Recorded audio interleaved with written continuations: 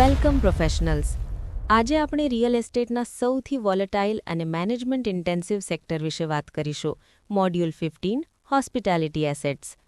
Valuation ઇકોસિસ્ટમમાં આ module business lead real estate તરીકે ઓળખાય છે, કારણ કે અહીં આપણે માત્ર ઈંટો અને પથ્થરનું નહીં, પણ તે બિલ્ડિંગની અંદર ચાલતા વ્યવસાયની નફાકારકતાનું વેલ્યુએશન કરીએ છીએ. એક સિનિયર વેલ્યુઅર તરીકે તમારે સમજવું જોઈએ કે હોસ્પિટાલિટીમાં લોકેશન કરતાં પણ બ્રાન્ડ અને મેનેજમેન્ટ એફિશિયન્સી ઘણીવાર વધુ મહત્વની બની જાય છે. માઇન્ડ મેપના central node hospitality assets, hotels and રિઝોર્ટ્સથી જોડાયેલી પહેલી મુખ્ય બ્રાન્ચ છે રેવન્યુ સ્ટ્રીમ્સ. હોટેલ એક ગોઈંગ કન્સર્ન એસેટ છે, જેની આવક માત્ર રૂમ ભાડા પર જ નહીં, પણ F&B એટલે કે ફૂડ એન્ડ બેવરેજ અને બેન્ક્વેટ્સ પર પણ નિર્ભર છે. અહીં બે મુખ્ય માપદંડો છે: ADR એટલે કે એવરેજ ડેલી રેટ અને REPR એટલે કે રેવન્યુ પર અવેલેબલ રૂમ. REPR એ હોટલની હેલ્થ માપવાનું સૌથી સચોટ સાધન છે, જે ઓક્યુપન્સી અને ADRના ગુણાકારથી મળે છે. બીજી મહત્વની બ્રાન્ચ છે ઓપરેટિંગ એક્સપેન્સીસ અને EBITDA. હોટલના વેલ્યુએશન માટે કુલ આવકમાંથી તમામ ઓપરેટિંગ ખર્ચ બાદ કર્યા પછી બચેલા EBITDAને ધ્યાનમાં લેવામાં આવે છે. અહીં એક ક્રિટિકલ સેકન્ડરી નોડ છે F&D reserve, furniture, fixtures and equipment. હોટલમાં ફર્નિચરનો ઘસારો ઘણો ઝડપી હોય છે, તેથી રિઝર્વ ફોર રિપ્લેસમેન્ટ તરીકે ચોક્કસ રકમ ગણવી જ પડે, નહીંતર પ્રોપર્ટી પ્રોડક્ટ ઓબ્સોલેસન્સનો શિકાર બને છે.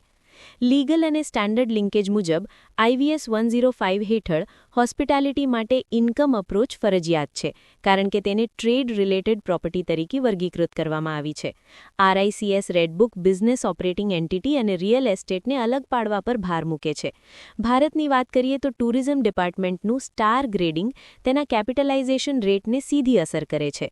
લિકર લાયસન્સ કે ફાયર NOC વગર હોટલની વેલ્યુમાં મોટો ઘટાડો આવી શકે છે. માર્કેટ ઇન્ટેલિજન્સની બ્રાન્ચમાં સિઝનાલિટી એટલે કે મોસમી અસર પર ધ્યાન આપો. વર્લ્ડ કપ જેવી મોટી ઇવેન્ટ દરમિયાન વધેલા ADRને કાયમી માની લેવો એ રિસર્ચર ટ્રેપ છે. સિનિયર વેલ્યુઅરે હંમેશા OTA એટલે કે ઓનલાઈન ટ્રાવેલ એજન્સી કમિશન અને ડિસ્કાઉન્ટ બાદ કર્યા પછીનું વાસ્તવિક ભાડું તપાસવું જોઈએ. ગોવાના રિઝોર્ટના સિનેરિયોમાં જોયું તેમ ઓફ સિઝન અને પીક સિઝનના ડેટાને અલગ કરી વેટેડ REPR કાઢવો એ જ સાચો એપ્રોચ છે. રેડ ફ્લેગ્સ બ્રાન્ચ આપણને high staff turnover, pending renovation અને સિંગલ ક્લાયન્ટ પરની વધુ પડતી નિર્ભરતા સામે ચેતવે છે. જો કોઈ હોટેલ 70% બુકિંગ માટે માત્ર એક જ એરલાઇન પર નિર્ભર હોય તો તે અત્યંત જોખમી છે. જયપુરની હેરિટેજ હોટલના કેસ સ્ટડી પરથી શીખવા મળે છે કે હોસ્પિટાલિટીમાં એક્સપિરિયન્સ વેચાય છે. જો પ્રોપર્ટીમાં મેન્ટેનન્સ ડેફિસિટ હોય તો તેનો ઐતિહાસિક ડેટા ભવિષ્ય માટે અર્થહીન બની જાય છે.